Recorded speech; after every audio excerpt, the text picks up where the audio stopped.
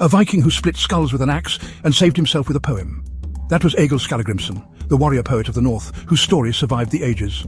From the very first moment on, Egil was marked. Born, misshapen and terrifying to look at, he killed his first playmate at just 3 years old. But alongside the berserker rage came something stranger, poetry. By 7, he was already composing verses, raw, violent, unforgettable. So misshapen, terrifying, and very, very stabby.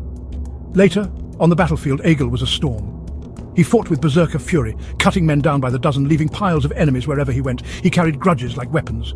If you crossed him, he might kill you outright, or worse, immortalize you in verse as a curse for all time.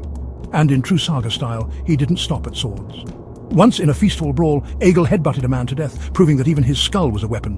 But Egil Saga shows us more than blood. His poetry wasn't decoration, it was power. Once, captured and facing execution, Egil recited a dazzling poem praising his captor. It was so good, so impossible to ignore, that his enemies spared his life. His sword couldn't save him, but his words did. And the saga even gives us his grief. When Egil lost his sons, he poured his soul into verse, creating poems that remain some of the most heartbreaking in Viking literature. In one moment, he could curse a king. In the next, capture a father's love and loss in lines that still shake readers today.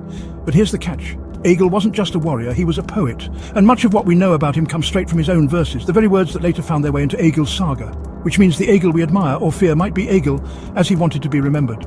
Every skull he split, every curse he spat could be part history and part performance. In the end, he may have written the legend of Egil Skallagrímsson as carefully as any of his poems. So was he a poet with a battle axe or a killer with a quill?